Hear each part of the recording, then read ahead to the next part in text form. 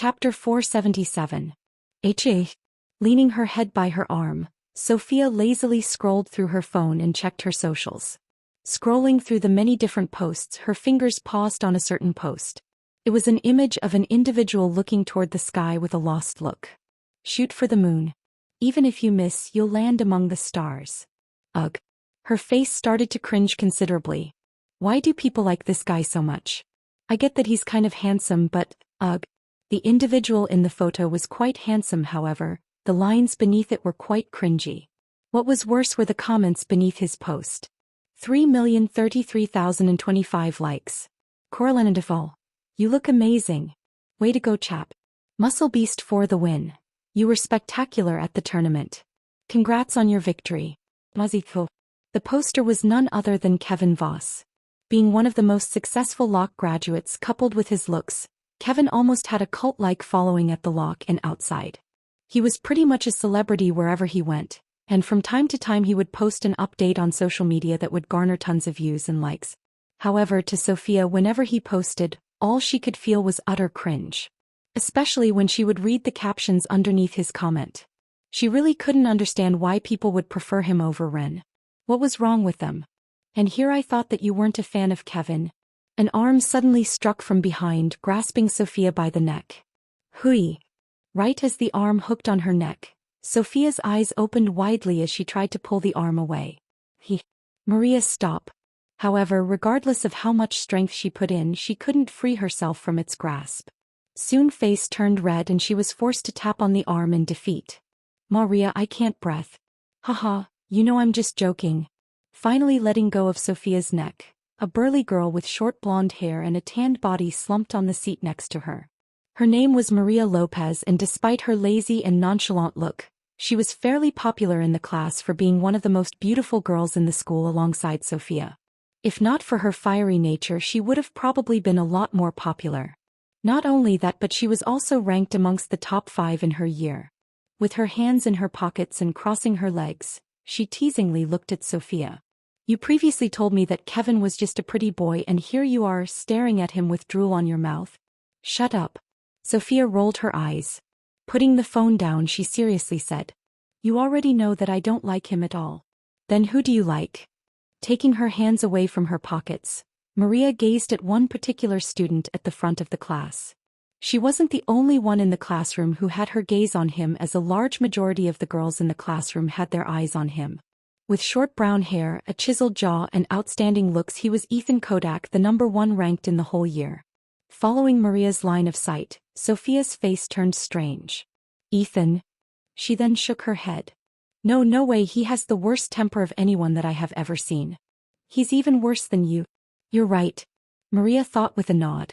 Placing the palm of her hand on her neck, she glanced around the class before she started to scratch the back of her head. Say, what class do we have today? Didn't you check? Sophia replied with a bit of annoyance in her voice. However, despite that, she quickly replied. It's Scion Adaptability in Combat and Control. Ah shit. Maria's head slumped back. Her eyes, which used to shine with vigor, quickly lost them as her body became listless. That class is so boring. She managed to utter after a while.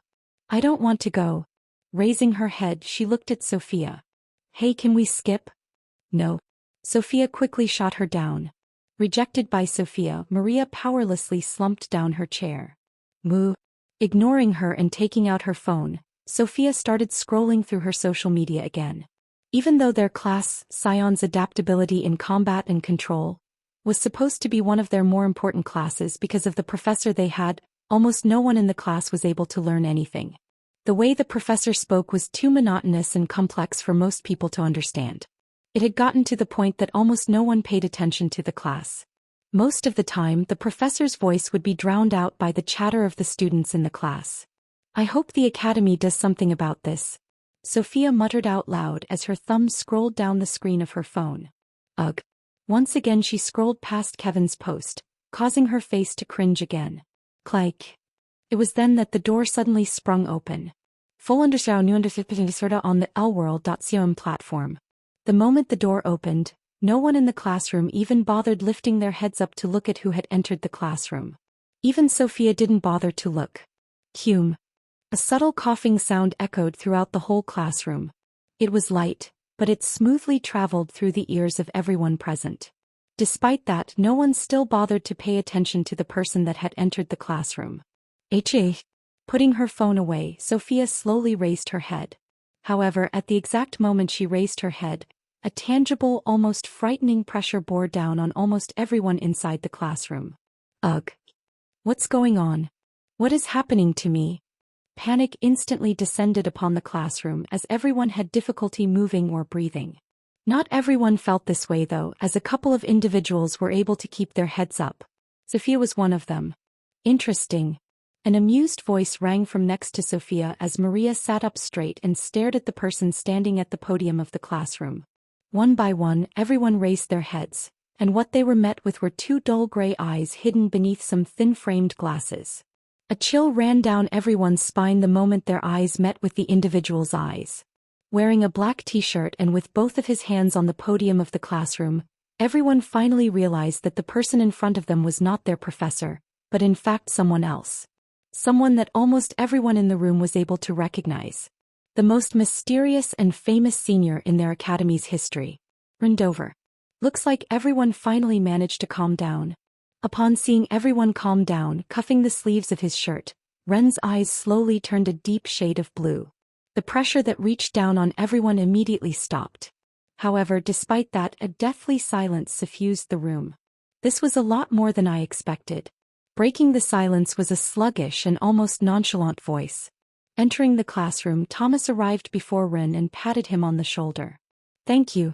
Twisting his head to look at everyone else, he started to introduce the individual who had just come into the classroom. Everyone, let me introduce to you my new assistant professor. Reincarnated. The first one to let out a sound was Sophia, who quickly covered her mouth with her hands. Staring at Ren's figure in the middle of the room, her cheeks couldn't help but redden as her heart leaped out of her chest. It can't be. How is this possible? Could this be the best day of my life? Before she could open her mouth, the classroom erupted into noise as multiple eyes sparkled in excitement. Oh my God! He looks exactly the same as when he was on TV. Senior, what is your current rank? Were you really bored? Subject to all of the stares in the classroom, Ren's face remained calm. It was clear that he had expected such a reaction from the students, and was able to keep his composure. Raising his hand, everyone stopped talking. Thank you. Ren thanked the classroom with a slight nod. Glancing in the professor's direction, he started to introduce himself. Just like the professor previously said. I am here as an assistant professor, so please treat me as such. My name is Reincarnated. I am 20 and hope to be of help to you in the future. Regarding my personal life, I will refrain from answering. Much to some's dismay, Ren drew a line between himself and everyone in the room. Walking next to the professor, he wordlessly stood next to him. Well said. Patting him on the shoulder, Thomas pinched the tip of the nose and pushed his glasses up. He then walked toward the podium where he finally began his lecture. As everyone already knows, the lecture went on to continue for the next 2 hours. Listening to the lecture, my brows wrinkled and relaxed many times as I tried to comprehend the words that the professor was saying. Even though I could more or less understand what he was saying, the choice of words that he was using made it extremely hard for me to follow, let alone the students who seemed bored out of their minds. When one conducts the mana in the air at their resolve, they can diverge the mana into different scions, consequently resulting in the tint that they engender when assailing. The grander someone's authority over scions, the more sumptuous the tint that revolves around them. About halfway through the class, almost everyone stopped paying attention to his words as they all took out their phones and started doing whatever they wished to do. Most shockingly was the fact that the professor didn't seem to mind this at all, as he just continued to ramble and ramble throughout the whole lecture. By the time the lecture was about to end, no one no longer paid any attention to the class as they all looked at the clock at the side of the class. Seeing this, my eyes started to squint as I looked at the professor in front of me. I'm starting to understand why Donna is suspicious of him. Is he just bad at expressing himself, or is he a spy? At the moment he didn't string to me as a spy, as he just seemed bad at expressing himself. The reason why I believed this was because, for one, he wasn't one of the people in my memories that were a spy, and two, the contents of his lecture were actually correct. He wasn't misleading the students or anything. It was hard for me to follow along, but I did find myself surprised by his knowledge of some of the things he said, as even I had trouble understanding those areas. That being said, just because my suspicions were lowered, didn't mean that he was completely off the hook. I was still going to pay close attention to him. This is it for today's lecture. It was then that the professor spoke up, marking the end of the lecture. At the exact moment his words echoed throughout the room, everyone stood up from their seats and started to leave the classroom one by one. Staring at the students that were leaving, a simple smile emerged on his face. For the next lecture that we will be holding tomorrow, we will go to Section G for a practical session. So please come with the adequate attire. But it seemed as though he was talking to the air, as everyone just ignored him and continued to leave the classroom. Some did try to strike up a conversation with me, but I quickly rejected them. There was a time and place for that. Just when I thought that there would be no one else would come to me, I unexpectedly heard the sound of a familiar voice coming from my right. Right as I turned my head to see who it was, a groan escaped from my mouth. Oh God. Chapter 478. Oh God. The moment I turned my head and my eyes met with the person who had called out for me, a groan couldn't help but escape from my mouth. What are you doing here? What do you mean? This is my classroom. Placing her hands on her hips, Sophia pouted. I'm more offended by the fact that you didn't notice me at all. I casually nodded. Because my focus had been on the professor the entire time, I didn't notice Sophia at all. Which would have been for the best, since her appearance gave me a headache. Pinching the middle of my brows, I asked. Anyways, what do you need from me? How rude, I was just here to say hi to you. Okay, hello, now go away. I bluntly replied while shooing her away with my hands. However, it didn't seem like she managed to get the message, as she took out her phone and shoved it in my face. So rude. Anyways, I have something else to talk to you about. Please, for the love of God, stop this guy. Who? Moving my head back to get a better look at what she was showing, my eyes squinted. What the? My eyes dilated. Give me that. Snatching the phone from her hand, I leaned my body closer to get a better look. Shoot for the moon. Even if you miss, you'll land among the stars. Shivers. The exact moment my eyes paused on the image and I read the caption, my body started to shiver uncontrollably. Oh my God, Kevin. Raising my head, I handed the phone back to Sophia before muttering. He needs to be stopped. Right? Sophia took the phone back. Please do something about it. Crossing my arms together, I nodded my head in agreement. I'm with you on this one. What Kevin was posting was a menace to society. He needed to be stopped at all costs. I'm sorry if I'm interrupting you too, but it was then that I finally took notice of the other person besides Sophia. Once my eyes paused on her, my brows creased a little.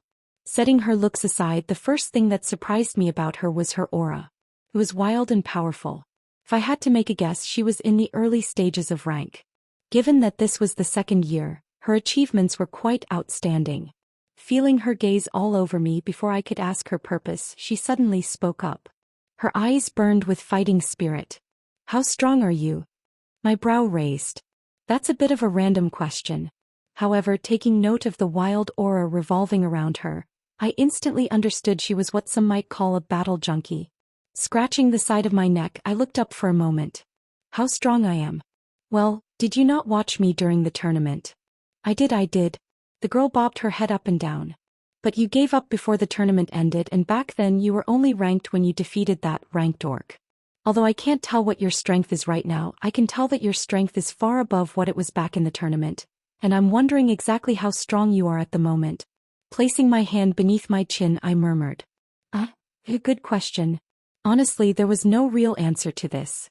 In terms of strength, I had long surpassed Kevin, who was still rank, or maybe rank, wasn't really sure at this point, but even if he did break through, he was no longer my match.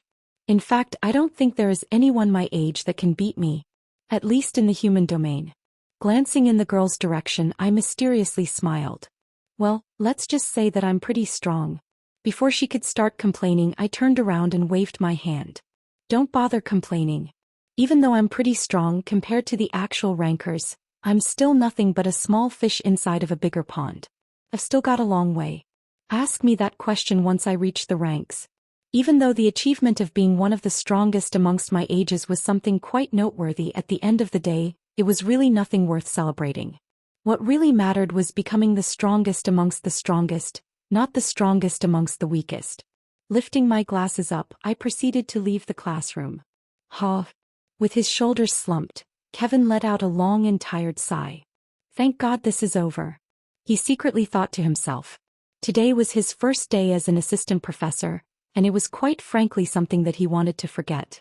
He initially thought that it was going to be a breeze since he was teaching third years, which were a lot more sensible and mature compared to the first years. However, he had completely underestimated just how rampant teenagers were. Even though no one dared to challenge him, they all bombarded him with a series of different questions and basically stopped him from teaching. Thankfully, this was only his first day of teaching, so he didn't really need to get much done. Still, he couldn't let things progress like this. I wonder if Rin had it better than me. Realistically speaking, he should have had a much harder time than him.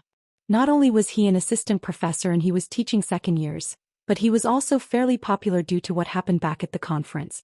Heh. The thought of Rin having a harder time than himself made Kevin smile. Taking out his phone, he sent him a quick message. How was your day? Not even a couple of seconds after he sent the message, he got a reply. However, the message written wiped the smile off of Kevin's face. Don't talk to me. Huh. Lowering his head, he typed back. What do you mean? Ren's response caused Kevin to freeze on the spot. Shoot for the moon. Even if you miss, you'll land among the stars. Kevin's mouth started to spasm and he quickly typed back. I thought you told me that you don't go on social media. How did you find out about it? And also, what is wrong with it? However, right as he sent the message, he was surprised to find that his message couldn't go through. What followed after was a string of red text that said, the user has blocked you. Visit lworld.com for a better user experience. Crack. Before he knew it, Kevin's screen started to crack. How nasty. Shaking my head, I put my phone away. No way in hell I was going to talk to him after what I saw. Even now, I wished I had never seen that. If only I could go back in time. Ha. Letting out a long breath, I stopped in front of a familiar door. To talk. Knocking on the door once, I pulled the handle and entered the room. Entering the room, I stopped right at the entrance. Although I wanted to enter the place, the state of the room prevented me from doing so. Professor, is there anything you need from me? Sitting by the other side of the desk, Professor Thomas leaned his back against the chair and rested his feet on the table. In his hands was a small tablet. Hearing my voice, he casually gazed in my direction. Oh, you're here? Yes. I politely replied back. Glancing around the place, I asked. So is there something that you know? But not even a second after I started speaking, the professor spoke up. His next words caused my body to freeze on the spot. 876. Slowly my head turned in the direction of the professor and our eyes met. For a split moment, all I saw was my very self inside of his eyes. I saw myself inside of a dark and endless space. An endless space filled with nothingness. Bah, thump. Bah, thump. Unknowingly, my heart started to speed up. There was something about his eyes. Something about them that really set me off. They felt familiar. Furthermore, how was it possible for him to know that I was 876? The Union had used all of its power to cover up every single trace of Aaron during the time I was at the monolith. Only a select few actually knew what happened. Quickly recollecting myself, alarm bells rang inside of my head as I solemnly stared at Thomas, who turned his head to look at his tablet again. What's your purpose? I asked. Secretly, I was channeling the mana inside of my body. Gulp. I swallowed a mouthful of saliva. Just when I was about to attack, Professor Thomas turned his head in my direction. Once our eyes met, he slowly turned his tablet around. 876? Do you not know him?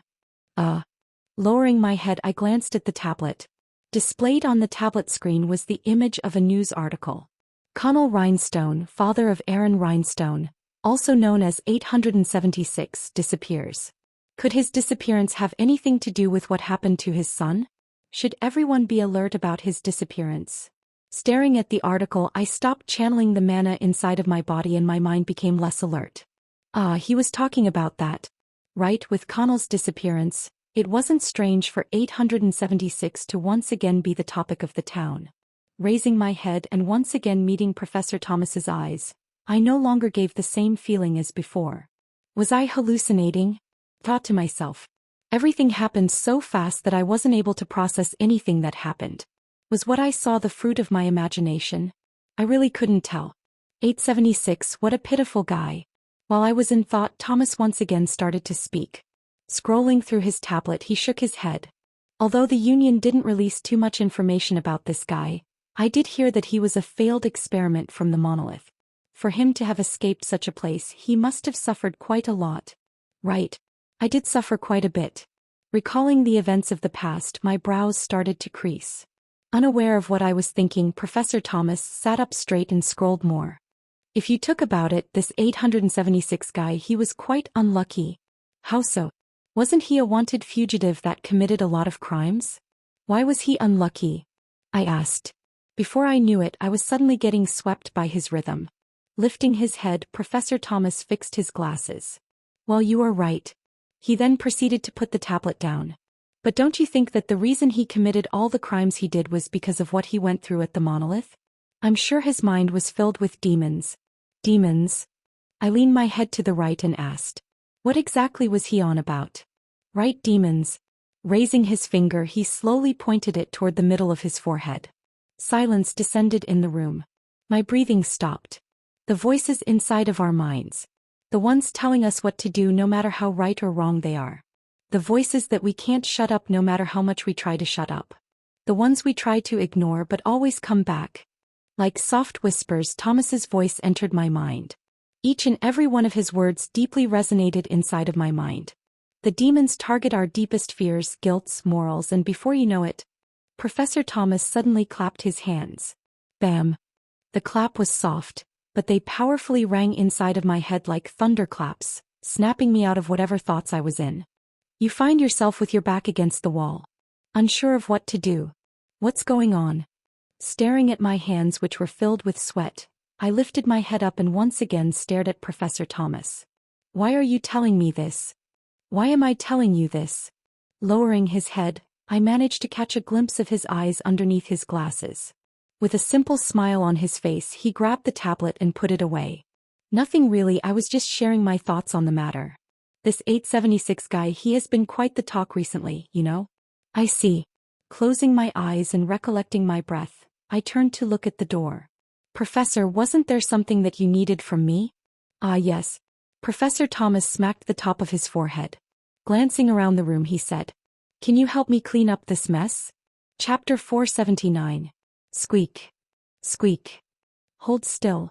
Squeezing the syringe in his hands a couple of times, only till a clear liquid dropped from the body of the needle did Joseph let out a satisfied smile.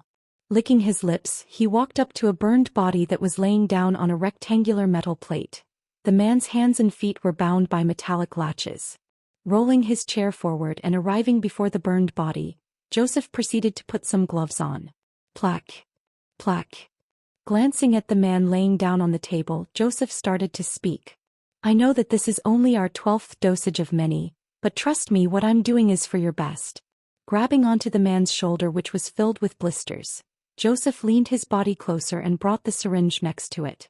A perfect soldier is one that can perfectly blend with the world we are currently living in.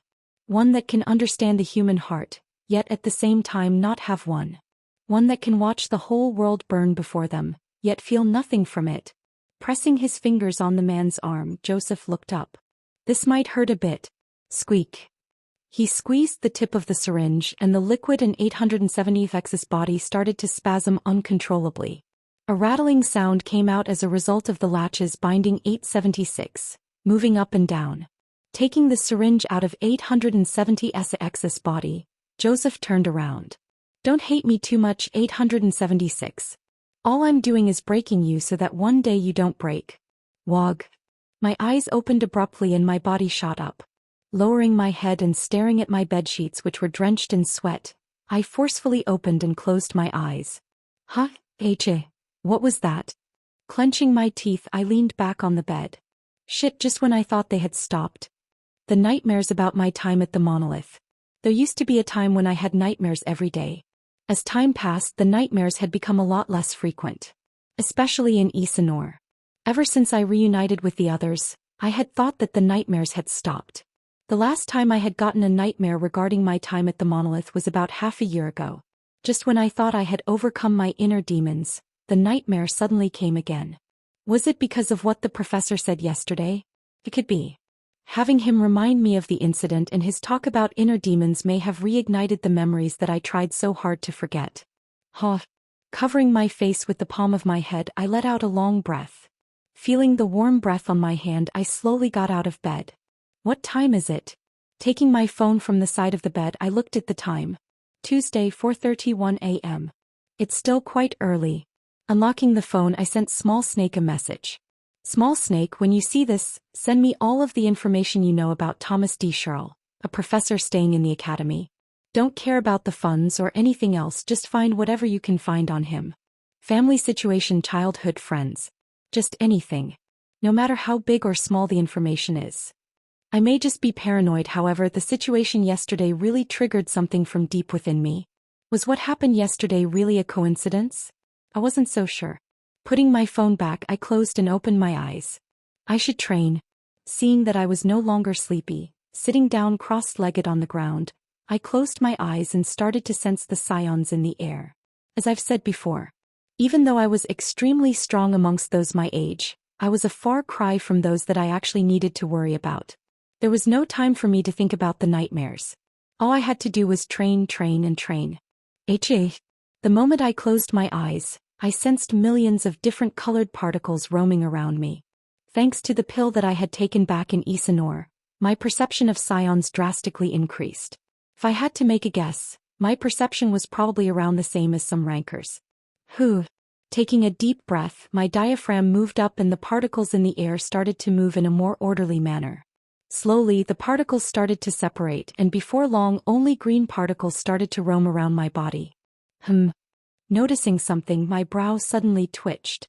Upon closer look, there weren't only green particles roaming around me. There were in fact a couple of yellow-colored ones as well. Light psions. At their appearance, my heart jumped up a little. That was because their presence only meant one thing. I was close to understanding the fifth and final movement of the keiki style. 8:30 a.m. The sun shone brightly from the sky, enveloping the Section G grounds. Arriving at the grounds, the place was already packed with students. Everyone stood by the side of a small platform. Walking next to me was Professor Thomas. Raising his glasses up, he calmly walked toward the middle of the grounds. Along the way, I saw him move a couple of students to the side to pass through. Looks like everyone is here.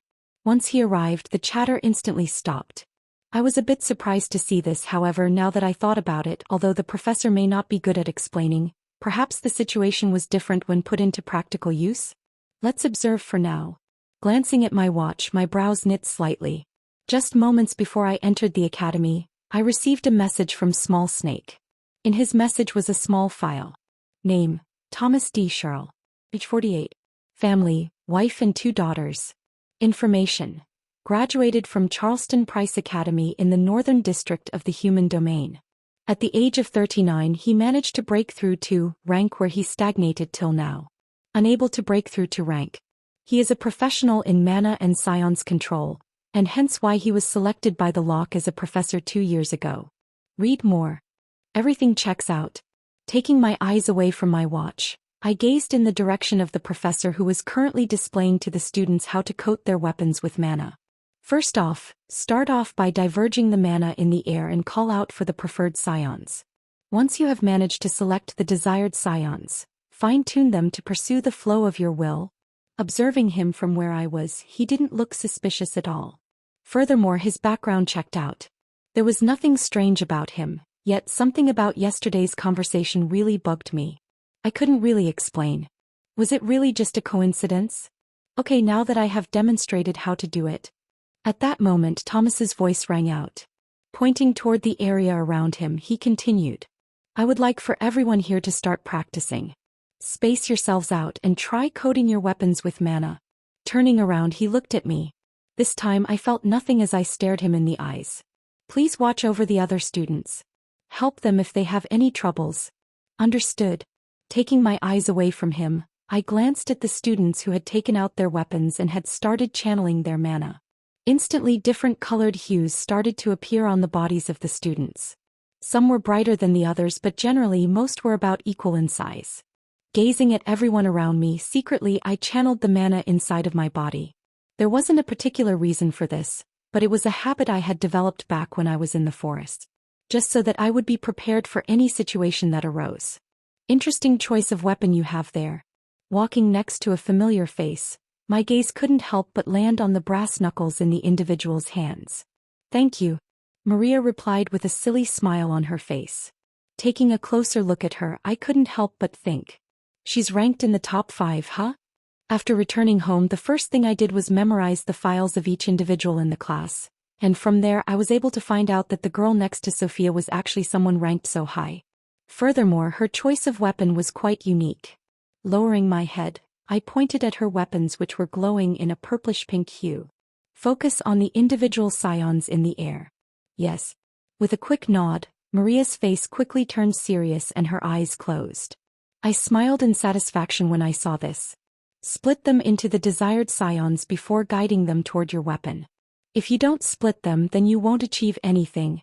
Taking a deep breath and listening to my words, the purplish color slowly started to become fainter and fainter, and before long, only the color pink enshrouded Maria's brass knuckles. Good. Now try condensing the mana into your weapon. Okay. With an extremely serious look on her face, the pink hue around her brass knuckles started to slowly condense. Good. Seeing her slowly condense her mana, I became more and more satisfied. There's a reason why she is ranked 5th in her year. Her talent is incredible. Not even I was like that in the past. Well, back then I had zero knowledge about mana, so it was understandable. Still, in terms of talent, Maria didn't lag behind the likes of Amanda and Emma. Skack. Just then, right as the mana was about to condense around Maria's brass knuckles, it broke apart and Maria let out a sad wail. Damn, I failed. Smiling, I patted her on the shoulder. It's all right, had you done it on your first try, I would have called you a monster. Before I could finish, a scream reverberated from the distance, prompting me to turn my head. Hiya! Right as I turned my head, my eyes fixed on a student in the distance where I could see a rampant blue hue enshrouded his whole body. With his sword raised in the air, he screamed. I can't control it. Everything happened so fast that the people near him were unable to react. Instantly, I activated Eyes of Kronos and time slowed down. Time started to slow down and I was able to get a better view of what was happening. Right then, my eyes instantly locked on the figures that were most likely to get hurt by the rampant individual. Of the individuals, I noticed that Sophia was one of them. Once I locked my sight onto them, I slowed down the effects of Eyes of Kronos and quickly came to a decision. Third movement of the Keiki style. Void Step. Touching the sheath of my sword. Time that had slowed down for me once again sped up as my body shot in the direction perpendicular to where the student was about to attack. Within moments, I reappeared close to the student. Unfortunately, because I had used the third movement, my blade was out of my sheath. With only a split second of time, I quickly let go of the sword and twisted my body to the side. Raising my hand and redirecting my mana toward it, my hand came into contact with the sharp end of the blade and time returned to normal. Spurt. Blood spurted everywhere as I suddenly felt a sharp pain in my hand. I couldn't redirect my mana to my fast enough, and by the time the sword fell down on my hand, blood had started pouring down my arm. A muffled groan escaped from my mouth as I tried to suppress my scream. Grabbing onto the body of the blade, I forcefully lowered it and placed my hand on the other student's head. At the exact moment my hand touched his head, his body slumped down on the ground. Thud. Once the student fell down, I finally let go of the sword. Ha. Lowering my head and staring at the student on the ground, unknowingly, my head turned toward the professor of the class. Was this also a coincidence? Chapter 480. Here you go, you are all patched up now. Raising my hand, which was now bandaged, I thanked the nurse. Thank you. Thankfully, I was able to coat my hand with some mana. Otherwise, the extent of my injury would have been worse. If only I was an orc, I thought. Unfortunately, because all of my mana was focused on my sword and feet, and given that everything happened in split second by the time I touched the sword, my bare hand came into contact with the sword, hence the injury. Had my skin been as tough as that of an orc, I may have been able to come off unscathed. Sadly, it wasn't. Unlike orcs, a human's body was not as though. Although it does become stronger with each rank, a real difference would only appear if someone practiced a body-based art, which was something I didn't have. An example of this would be Han Yufei's art. An art that specialized in hardening the body and making it tougher. This incident right here hardened my resolve to get that art. It was no big deal. The nurse smiled. She had short brown hair with a few wrinkles by the side of her eyes. Even though she was in the later stages of her life, she was still fairly beautiful in her own right. Taking my hand, the bandaged one, and turning it around, the nurse reminded me. Your injury is nothing serious. It's just a small cut that should heal in about a day with the ointments I gave you. You can take a potion to heal it in an instant, but that would be a waste. Sure. Taking my hand away from the nurse, I turned to look at the kid on the nearby bed. He was the same kid that was responsible for this incident. How's his situation? I asked. The nurse's brows creased. Standing up from her seat, she slowly walked up next to him and placed her hand on his forehead. After a while she responded. He doesn't seem to be injured on anything, but the mana inside of his body is still unstable. He should have no problem making a full recovery in a couple of days. I see. This was a piece of good news. However, despite that, I was not happy in the least. That was simply because I found the situation quite odd. Ricardo Mintz, 17 years old and ranked 11-13. He is amongst the weakest in the class and has a talent limit of D, which should now be C. That was the information I had on the student before me. The more I looked through his information, the more I was sure that there was something fishy going on about the situation. He just looked like the perfect target. Given his low rank and talent, by simply exploiting his insecurities, I could see how the incident could have been deliberate. Where is the professor? Just then, raising my head and staring at the area around me, I suddenly realized that Professor Thomas was missing. Turning my head, I questioningly looked at the nurse. Have you seen him somewhere? I swear he was just here a minute ago. Don't worry about him. Taking her hand away from the student's forehead, the nurse went back to her seat. He's currently at the faculty center.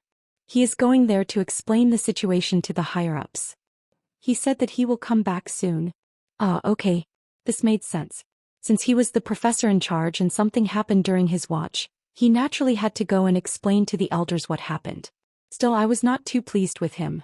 Had it not been for my intervention, something bad would have happened. Just what in the world was he doing? I think I need to talk to Donna about him. Perhaps I may be overthinking and he was innocent, but I didn't want to take any risks. Updated under ourworld.com. The best course of action right now would be for me to talk to Donna and convince her to have him fired, which shouldn't be too hard considering that he wasn't really that good of a teacher. Alright, I guess it's also time for me to leave. Standing up from my seat, I glanced at the student one more time. Once I made sure that he was okay, I bid the nurse goodbye. Thank you for your help, I'll take my leave now. Have a good day. Section B, Donna's office. To talk. Come in.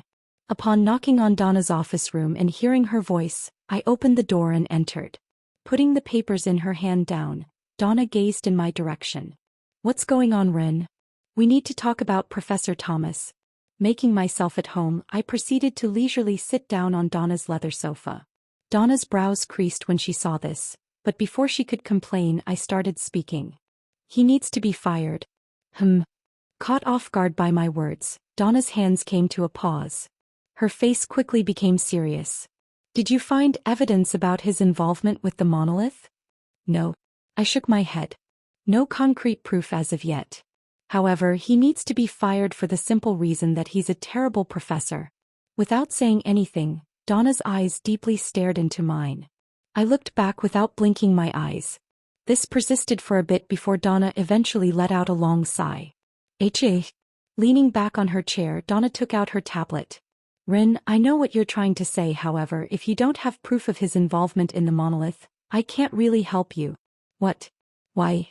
Leaning to the side and opening her drawer, she took out a contract and placed it on the table. She then pointed toward a certain section. Look at the wrongful discharge clause in the contract. We cannot terminate his contract unless we provide a justifiable reason. You do have a reason though. Leaning my body forward, I grabbed the contract and pulled it my way. After taking a closer look, I put it back down. Shouldn't the fact that he's not a very good teacher be a good enough reason to fire him? I knew you were going to say that. Putting her tablet down, a series of holographic images sprung in the air. On them was a series of different tables and charts. What's this? I curiously asked as my eyes darted all over them. Hold on. Raising her hand, Donna dragged a particular chart in front of her. Checking it for a bit, swiping her finger, the chart flew in my direction. Have a look.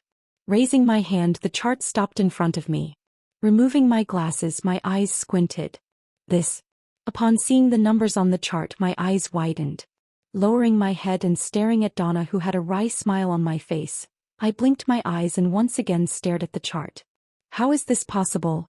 On the chart was the list of all the students in the second year, all classes included. What the graph depicted was the score the students got for the course, Scion's adaptability in combat and control. And most shockingly was the fact that the class with the highest median was Professor Thomas's class. How? I managed to mutter after a while. Lifting my head and staring at Donna, I incredulously asked, "Is the graph correct? How is it possible for his class to get such scores? I was there when he was teaching. He is a terrible professor. I also don't know." Donna also sounded helpless about the situation as she turned off the tablet. "Just like you, I've been to his lessons and I can fully understand where you are coming from. However, the results speak for themselves." Shit. Covering my mouth with my hand, I leaned my body on the chair. Once again staring at the chart, I noticed that there was a large disparity between the lower-ranked students in the class compared to the higher-ranked ones. It was clear to me that the only reason why the median was so high was because of the higher-ranked students. Placing my hand on the armrest, I softly muttered, "If it's lick." Before I could finish my sentence, cutting me off was the sound of someone knocking on the door. To talk. Raising my head, I looked at Donna. Turning her head, she opened her mouth. "Come in." Click. At her voice, opening the door, a familiar figure entered the room. He was none other than Kevin. Once my eyes paused on him, I couldn't help but groan. "Oh God. Oi." A frown emerged on Kevin's face. "What are you doing? Don't talk to me." I quickly cut Kevin off before he could finish his sentence. I then looked at him with a face filled with disgust. "For at least a week I don't know you, I have never heard of you, and you have never heard of me. We are total strangers, ugh."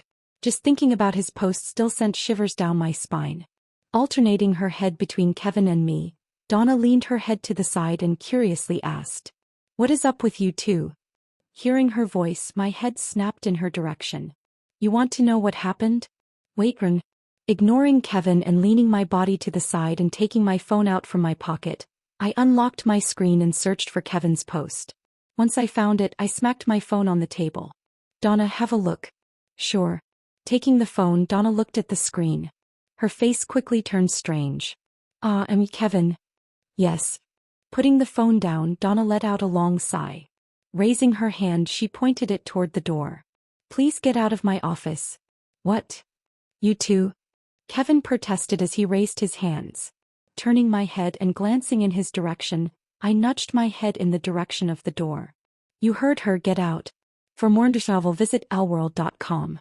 Wah. Out." Ha. Slumping his shoulders down, Kevin weakly turned his head before he shook his head and proceeded to make his way out. Before he left, he managed to mutter a few last words which I ignored. "Just you wait." Click. The door soon closed and silence once again returned to the office. Taking my phone back and putting it in my pocket, I smiled in satisfaction. "Now where were we? About Thomas, is there really no way we can fire him?" Donna shook her head. "Not without a probable clause." "Not without a probable clause, huh?" Scratching my chin, I once again leaned on the chair. The gears inside of my head started to move. "So as long as there is probable cause, he can be fired?" "Yes." "All right." Placing my hands on the armrests of the chair, I slowly stood up. "Donna, grant me access to the camera systems. If I looked hard enough, maybe, just maybe, I could figure out anything suspicious about him." Donna furrowed her brows. Brushing her hair to the side, she questioned, "The camera systems?" "Yes." Raising my right hand, I showed her my bandaged hand. "Did you not hear about today's incident at the training grounds? The one where one student went berserk?" Donna had a sudden look of understanding. "I see what you are trying to do." Closing her eyes and thinking for a moment, Donna eventually nodded her head. "Okay, there should be no problem with you using the camera system. If you find anything suspicious about Thomas, you can report it to me." "Thank you." A smile finally appeared on my face. "Rest assured, Donna. Give me time and I will tell you if what happened was really a coincidence or not. Even if Thomas was not involved, I had a nagging suspicion that this was an instigated incident. Opening her drawer, Donna threw me a small card. Here you go. Raising my hand, I caught the cards. Thanks. Putting the card away, I quickly thanked Donna before making my way out of her office. However, just as I was about to leave, Donna suddenly said, Rin, be careful please. My feet came to a pause. Turning around, I asked, what do you mean? Squinted her eyes a little and Donna's gaze fell on me. After a while, she shook her head. I don't know. You just seem a little paranoid to me. I'd be careful if I were you. Hearing her words, my brows furrowed. Am I really being paranoid? Maybe. But honestly, I didn't care. There was something about him that ticked me off. I just couldn't explain it. Eventually, I nodded my head. Sure. Chapter 481. Click. Coming out of Donna's office, the first thing I saw was Kevin standing by the side with his phone in his hand. He had a lonesome look on his face. You had it coming, I thought before heading out. Right as I had taken a couple of steps, Kevin called out for me. Rin, wait. Without saying anything, my footsteps came to a halt. Rin, enough of the jokes, I need to talk to you. Sensing that Kevin's tone was serious, I turned around. What is it? Putting the phone away, Kevin looked around. His gaze locked on the cameras of the place. I don't think this is the right place for me to say. Actually, let's meet up on the weekend outside of the lock. Seeing how mysterious he was being, my brows couldn't help but crease. However, in the end, I nodded my head. All right. Thanks. Lowering his head, Kevin finally took notice of my hand. What happened to your hand? Nothing. Turning around, I raised my hand and bid Kevin goodbye. Even if I told him, he'd eventually find out. I'll see you around, I got things to do right now. Okay. Taking out the card that Donna had given me, I casually flipped it around my hand. This is probably going to be a long night. Lock informatory. Click. With the sound of the door opening, the nurse raised her head and looked at who had just come into the room. Oh, it's you, Professor.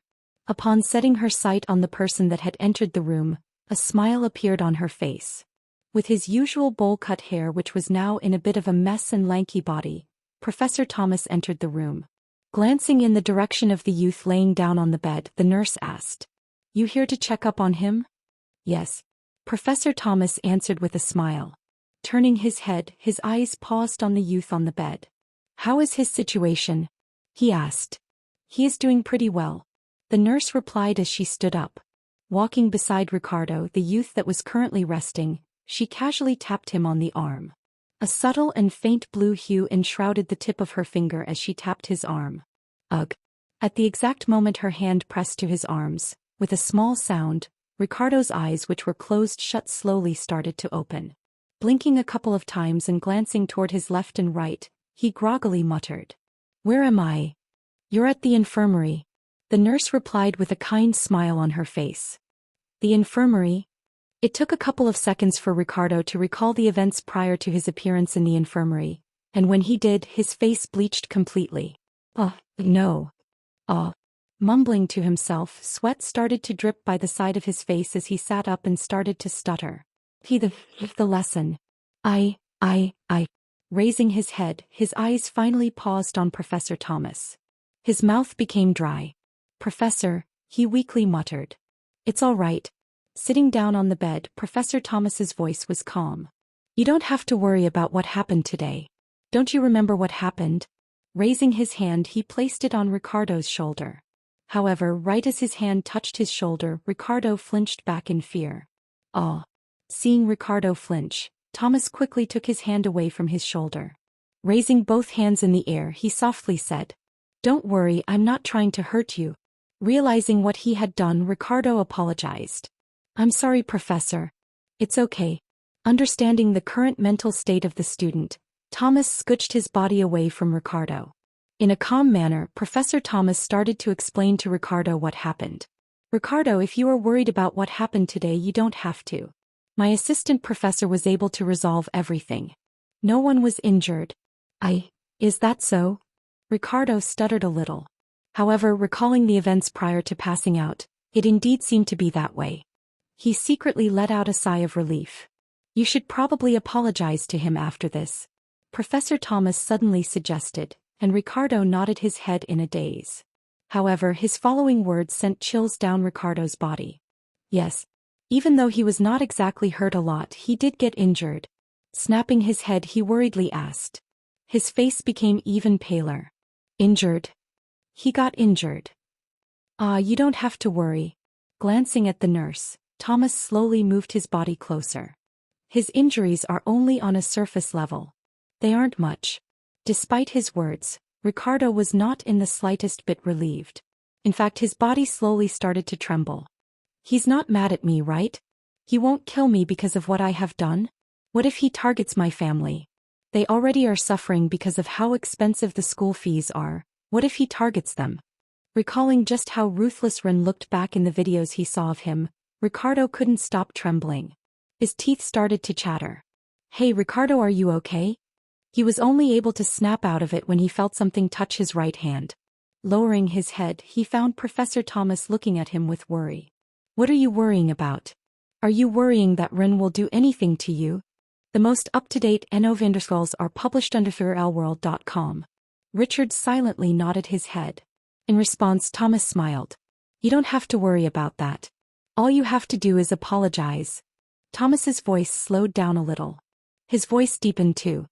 All you have to do is apologize sincerely. Yes. Ricardo slowly nodded his head. Yes, I need to apologize.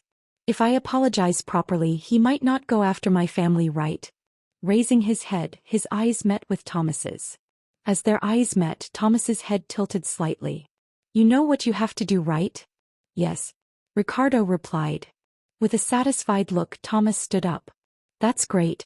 Placing his hand on Ricardo's shoulder, and seeing that he no longer flinched at his touch, Thomas's smile grew a little. If you have any worries you want to share with me or anything of the sort, you can come to me at any time. As your professor, I will always be there for you. Okay, Ricardo slowly replied. Good. Thomas pushed Ricardo's body down. Have some rest for now. I will be seeing you in class tomorrow. Glancing at the nurse, Thomas waved his hand at her. I guess everything is sorted. It should be about time I leave. It was nice seeing you, Thomas. Once again waving his hand, Thomas finally left the room. Staring at Thomas's back from the bed, Ricardo slowly turned his head and stared at the ceiling of the room. I need to apologize, he softly muttered. Gulp. Chugging down a potion the size of a shot, I slurped in delight. Ah! My head, which was groggy, instantly lightened up. Staring at the potion in my hand, I muttered. Thank God for this. The potion that I had currently consumed was something that Melissa had developed and was what I used in order to help my mind calm down and stabilize. This was also the potion that I used in order to stop the negative thoughts inside of my mind from rising. Immediately after each shot, all sorts of negative thoughts regarding my past would quickly disappear. This was what helped me cope with my past. It may not necessarily be a long-term solution, however, this was something I couldn't live without at the moment. My mind was a very dark place. A place even I feared going into. Let's see. Standing in the middle of a small room and surrounded by a series of holographic images, I swiped my hand right. At the exact moment my hand swiped to the right, the holographic images in front of me switched. Following this, a series of different images appeared in front of me. Ricardo Minds. Glancing at them for a brief moment, I pressed on a certain profile, and the holographic images in front of me expanded. Good. Currently, I was at the lock surveillance system. By selecting Ricardo's profile, I was able to gain access to all videos with his face in them. Over 1,000 hours of different footage presented itself before me. My brows creased when I saw this. Crossing my arms, I shook my head. There's no way I have enough time to watch it all. Let's filter even more. After a bit of thought, I raised my hand and selected over 20 different profiles, each belonging to the individuals the lock suspected of being spies. Of course, Professor Thomas's profile was included in one of the profiles selected. This should do. Upon selecting the profiles, I pressed the confirmation button and the holographic images slowly started to disappear once by one. This persisted for a good minute before finally the holograms stopped, and the thousands of hours of footage became tens of hours of footage. This was still too much for me. Let's remove interactions when it is a lecture. After a bit of thought, I once again filtered the footage. This time I chose to remove the lecture time since that was not what I was looking for. What I was looking for was data that suggested to me that the incident that occurred not too long ago was instigated. What I wanted was one-on-one interactions. Pressing the confirmation button, the holograms once again started to diminish. It wasn't long before the footage finally stopped. To my delight, there was only an hour and a half worth of footage. However, to my shock, I found out that the person who had interacted with Ricardo the most was in fact not Professor Thomas, but another professor. Professor Jefferson. Furthermore, he was actually one of the individuals I knew was actually a spy. Wait, so this actually has nothing to do with Professor Thomas? Filtering Professor Jefferson's data for a moment, I was only left with several minutes of interaction between Professor Thomas and Ricardo. One of the interactions between him and Ricardo was at the training grounds where he gently moved him away, alongside multiple other individuals, in order to get to the middle of the square. There was also another interaction at the nurse's office. Because he had his back against the camera, I couldn't see his face properly. However, listening to their conversation, I found nothing that was suspicious at all. What are you worrying about? Are you worrying that Ren will do anything to you? You don't have to worry about that. All you have to do is apologize. All you have to do is apologize sincerely. Most shockingly, Professor Thomas was asking Ricardo to apologize to me. This made me start to once question the validity of my suspicions. Maybe I'm overthinking things? Was I perhaps just being sensitive? At this point, I really had no idea because other than that, the interactions that Professor Thomas had with Ricardo only amounted to either a few words or just simple greetings. Nothing else. What the? Unfiltering the video footage, I quickly looked through Professor Jefferson's interactions with Ricardo, and from there was able to see that each time Ricardo met with Jefferson, he would come out always more depressed, or how should I say, insecure? From this moment on, I already knew who was responsible for this incident. Without a doubt, Ricardo is one of Jefferson's targets. But I still just couldn't accept the idea that I was overthinking things. Raising my hand, I unknowingly started to bite my nails. Ugh. I don't care. Swiping my hand right and saving all the footage between Professor Jefferson and Ricardo, I proceeded to unfilter all the names in the system and pressed onto Professor Thomas's name. Hundreds of hours of different footage appeared before me. Gulp. Taking out another shot of Melissa's mental potion, I started to play the videos. Fuck it, I don't care. Even if I end up wasting all of these hours, as long as it helps me find something, then it's worth it. Chapter 482. Nothing. Despite having looked through the footage for the whole night, I saw nothing. Even with Ryan's and Small Snake's help, there was nothing in the footage that suggested that Professor Thomas was involved with anything. Am I really overthinking things? Or am I purposely being misled? Even though I had already taken this possibility into account a long time ago, the fact that this was all part of the plan of the other entity inside of my body never slipped away from my mind. It was exactly because of this that I was being so paranoid. If Professor Thomas was a spy from the monolith, then I would have not cared the least bit. However, if this was something that he'd had planned, then things were different. Gulp. Taking another shot of the potion, my mind started to calm down. Honestly, at this point, the best option would be for me to get rid of him even if he's innocent. Even though it's unfair, this is the only thing I can do to calm my mind. Worst case, I can just give him enough money to live comfortably for his whole life. Couldn't take any more risks. Letting out a long breath, I dragged my body to class. Lets me observe for a couple of days before coming up with a decision. Stopping right before the door of the classroom, I fixed my clothes and glasses. Then once I made sure that everything was fixed, I proceeded to enter the classroom. Click. Upon entering the classroom, I found that I was actually the last one to arrive. Instantly, the eyes of everyone present landed on me. Not minding the stares and nodding once, I decided to sit down at the front of the classroom. I actually didn't need to attend the lecture, however, I still decided to attend because of my paranoia. One's mana flow may be disjointed from the flow in the air, and as such, at the front of the classroom, the professor continued on with his lecture. Yet again, his lecture was filled with nonsense that I couldn't comprehend. I wasn't the only one that felt this way, as the students near me had bored looks on their faces. Glancing at them from the corner of my eyes, I couldn't help but laugh a bit. Kind of remind me of the time back then at the lock. Back then, when I still thought that this world was still a novel and knew nothing about current world affairs, I would also behave like them. It felt kind of nostalgic. I let out a soft yawn. Before I knew it, my eyes started to become heavier. Was it perhaps because of the boring lecture or because I hadn't been sleeping properly for the past 2 days? But slowly my eyes started to close, and it wasn't long before my consciousness slipped. What in the world are you doing, Sophia? Shush, you'll wake him up. Move back a little. I haven't positioned myself well. Is this far enough? Yeah, perfect. Lower your body a little. Get the lighting right. Ugh, why is this so complicated? The previous 10 photos looked fine to me. Just shut up and do it. What's going on? Hearing a set of voices near me, my mind gradually cleared up and I slowly opened my eyes. Click.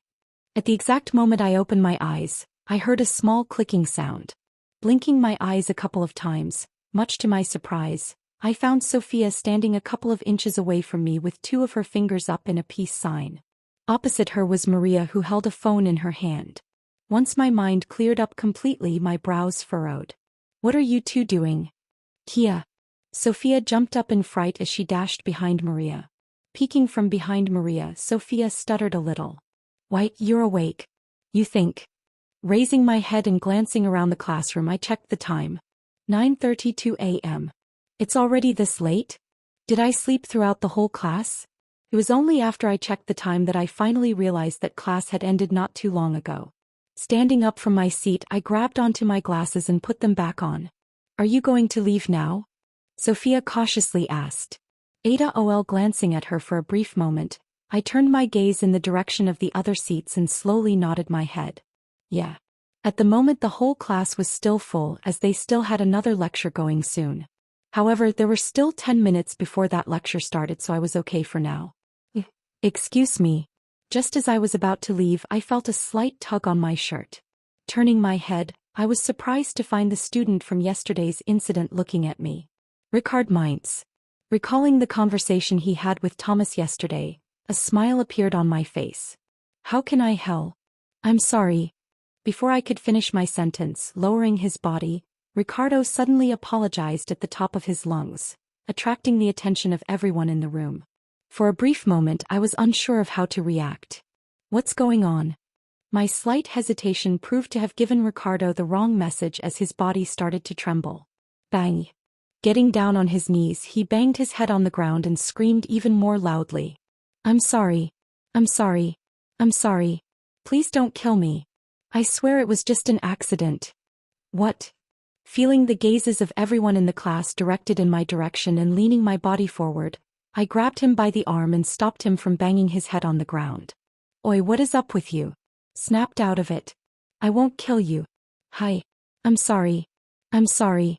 Despite my attempts at understanding where his fear was coming from, I found Ricardo's face bleach more and more. Seeing that the situation was turning out for the worst, I quickly came up with a solution. Hold still. Grabbing him by the back of his hair, I pulled his head up and took out a small potion from my dimensional space. Hooah! Ignoring his screams, I uncapped the potion and chugged it down his throat. Shut up and drink it. The effects of the potion were almost instantaneous. Almost immediately after he ingested the potion, his body stopped shivering and he started to calm down. Once I saw this, I finally let go of his hair and he slumped back on the chair. Silence enshrouded the room. Ignoring it, I lowered my head and stared at Ricardo from beneath my glasses. Have you finally calmed down? I asked. Ha. However, I was only met with the sound of his heavy breathing. Just as I was about to speak to him again, a familiar voice rang from behind me. What's going on here? Having spent the whole night spying on him, I was immediately able to recognize the person. I took a step to the side. Professor. Did something happen? With a slight nod, Professor Thomas walked headed in my direction. His eyes soon paused on Ricardo. What do we have here? Lowering his body, his voice became soft. Ricardo, is everything all right? At Professor Thomas's words, Ricardo's head twitched a little. Then weakly lowering his head, his eyes paused on the professor. Professor? Yes, it's me. Professor Thomas said with a smile on his face. Is everything all right? Raising his head, my eyes once again met with Ricardo's. After a while he nodded his head. Yes. I see. That's good. Standing up, Professor Thomas patted him on the shoulder. You probably didn't get much sleep yesterday, did you? After everything that happened, right? Eh, that's right. Ricardo weakly nodded his head. Professor Thomas turned his head to glance in my direction. Extending his hand, he passed me a small folder. Assistant, I'll go bring Thomas to the infirmary. Can you do me a favor? Go to my office and put these on my top shelf. I probably won't return to my office, so it's best if you do it for me. Okay. Taking the folder, my eyes began to squint a little. Supporting Ricardo by the bottom of his armpit, Professor Thomas slowly helped him up. Just as he was about to leave, he suddenly paused and turned to look at me. You know the password to my office, right? No. I shook my head. Oh. Leaning his body closer a bit, he softly whispered. The code is 091. 091? My brows knit. The number sounded oddly familiar. However, I couldn't quite remember where I had heard of them. Do you remember the password? It was then that Professor Thomas's voice rang and I snapped out of my thoughts. Staring in his direction, I slowly nodded my head. Yes, I know. That's good. Turning around, Professor Thomas slowly helped Ricardo out of the room. Be careful of your step. Yes. Staring at the two from behind, my eyes began to squint tightly. At the same time, Han clan. Gathered inside a large hall were the respective members of the Han clan. Thank you all for coming here. Standing in the middle of the hall was none other than Han Yufei, the current heir of the Han clan. Why have you called us here? Xiao Fei. Seated amongst the seats was an elderly man with a long white beard. He was Han Dinghui and he was the grand elder of the clan.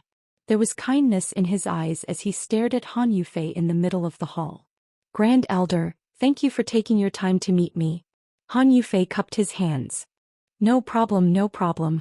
Han Dinghui dismissively waved his hands. He was very happy with this nephew of his. He wouldn't mind taking some time to listen to whatever he had to say. Don't waste any more time. Tell us what you want. It was then that a grumpy voice suddenly sounded from one of the elder seats. The voice belonged to Han Chenyu, a fairly high-ranked elder. Hearing his voice, another elder beside him nodded his head. We don't have all day, so get on with it. Yes. Sensing the impatience in the elder's voice, Han Yufei smiled. He immediately went straight to the point. I would like to relieve myself of my duties as an heir for the next 5 years.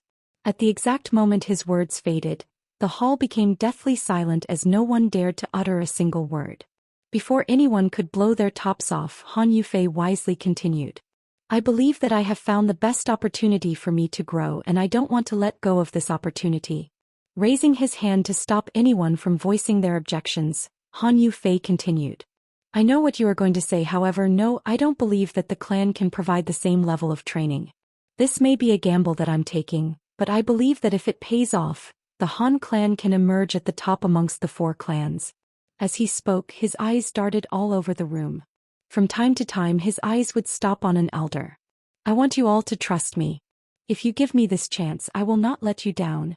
Finally finished with what he wanted to say, Han Yufei looked at everyone in the hall and cupped his hands. Once again, please allow me to do this. Right as his words faded, several elders stood up from their seats. This is absolute. Quiet.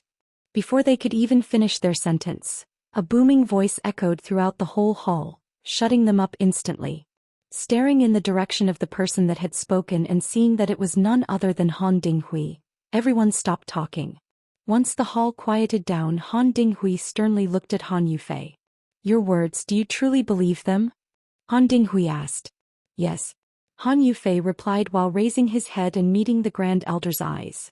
For a brief moment of time seemed to have stopped moving for Han Yufei as his gaze met with the Grand Elders. However, as he thought back at Ren's fight, back at the conference, Han Yufei's teeth clenched and he continued to look at the Grand Elder's eyes. I want to be strong like him, he thought. Just the image of Ren beating the orc and Kevin so effortlessly ignited Han Yufei's spirit. Since you said that you can make me stronger, I will gamble on you. Han Yufei's and the Grand Elder's stare down persisted for a while before a soft smile appeared on Han Dinghui's face. Very well, he eventually said. Closing his eyes, he started to caress his beard. You are still young. I won't stop you. With your talent, even if these 5 years end up being a waste, you should have no problem reaching the full potential of your talent. Pausing for a second, he once again locked eyes with Han Yufei. His eyes became more serious. I may be allowing this, however. I hope you keep in mind that the clan's interest always comes first. Yes. Han Yufei's back straightened. Good. Han Dinghui let out a satisfied smile. Raising his hand to stop the others from speaking, he once again looked at Han Yufei. Is there anything else that you would like to say? Yes. Scratching the back of his head, Han Yufei's tongue stuck out from his mouth a little. Swallowing a mouthful of saliva and staring at the Grand Elder once more, he softly said, I would like permission to give away the family art to one person. Although his voice was soft, it powerfully rang through the ears of each of the elders present, and everyone's faces simultaneously froze. WH. What,